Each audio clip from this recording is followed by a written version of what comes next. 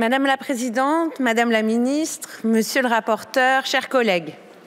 Protéger nos enfants, leur permettre de grandir dans un environnement sûr, bienveillant, adapté à ce moment clé de leur vie qu'est l'enfance, durant lequel se façonne l'adulte qu'ils seront demain, est d'autant plus essentiel aujourd'hui, dans la mesure où l'usage généralisé d'Internet et des réseaux sociaux est venu bouleverser nos pratiques sociétales et a fait émerger de nouvelles menaces, en particulier à l'égard de publics aussi vulnérables que les enfants et les adolescents.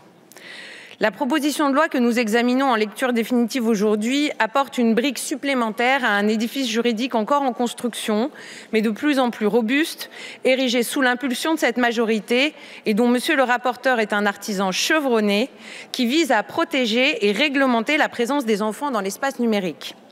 Plus précisément, elle se concentre sur la mise en œuvre du droit à l'image de l'enfant, un droit qui relève du droit à la vie privée et dont le respect présente des enjeux nouveaux dans l'espace numérique. Car nous l'avons tous constaté, la diffusion de photos et de vidéos de mineurs en ligne constitue un phénomène absolument considérable. Du parent qui souhaite donner à ses proches des nouvelles de sa fratrie, à celui qui souhaite fièrement partager les derniers exploits sportifs ou artistiques du petit dernier, nous avons tous été confrontés, voire même tous participé à ce phénomène qui part dans la majeure partie du temps d'une bonne intention. Pour autant, les conséquences sont tout sauf anodines. Ces chiffres ont été martelés, mais je les répéterai une fois encore. Un enfant apparaîtrait en moyenne sur 1300 photographies publiées en ligne avant l'âge de 13 ans. Et la moitié des photographies qui s'échangent sur les sites pédopornographiques auraient été publiées initialement par des proches sur les réseaux sociaux. Cette statistique effrayante devrait à elle seule nous interpeller en tant que citoyens et parents dans notre usage des réseaux sociaux. En tant que décideurs politiques, elle nous fait devoir.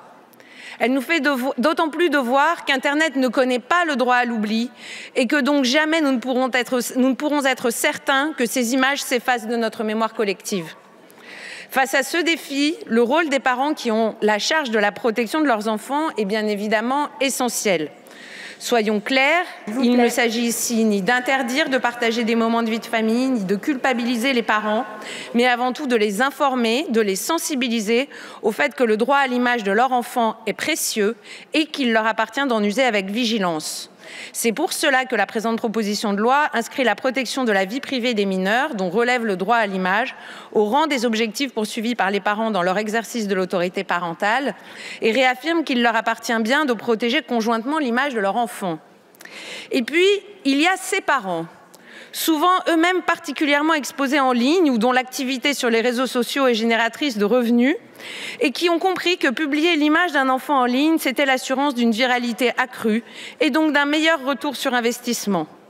Ces parents qui exposent leurs enfants plusieurs heures par jour, jusque dans leurs moments les plus intimes. Ces parents qui piègent leurs enfants dans des situations humiliantes et diffusent les images en ligne pour plus de vues, pour plus de likes, pour plus de revenus. Dans ces cas très spécifiques, les conséquences sont extrêmement graves. Affluent désormais les témoignages de jeunes adultes dont l'intimité a ainsi été dévoilée durant leur jeunesse et qui ne peuvent se construire sereinement, qui voient l'image construite par leurs parents leur coller à la peau, qui sont harcelés en ligne lorsqu'ils tentent de s'en extraire ou pire, qui souffrent de graves pathologies mentales.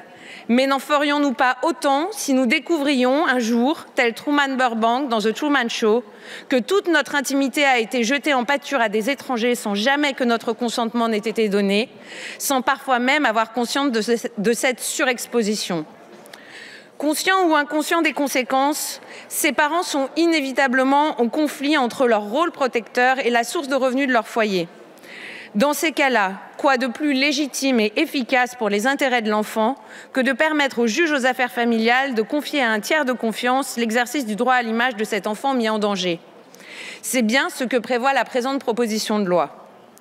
La protection de la vie privée des enfants est une dimension essentielle de la parentalité du XXIe siècle. Nous devons donc nous y adapter. C'est ce que fait ce texte de manière intelligente et respectueuse de la place des parents. Ils réaffirment en effet leur rôle de protecteur de l'image de leurs enfants en rappelant que la protection de la vie privée des enfants est un devoir parental qui leur incombe. Ils privilégient le dialogue entre les deux parents et associent l'enfant aux décisions qui le concernent. Enfin, pour les cas les plus graves seulement, il permet au juge d'extraire le droit à l'image des enfants de l'autorité parentale et de le confier à un tiers de confiance. en apportant une réponse juridique à la fois progressive, limitée mais efficace dans ses effets. Cette proposition de loi est adaptée à notre époque et utile aux enfants et aux familles. C'est pourquoi le groupe Renaissance votera pour son adoption.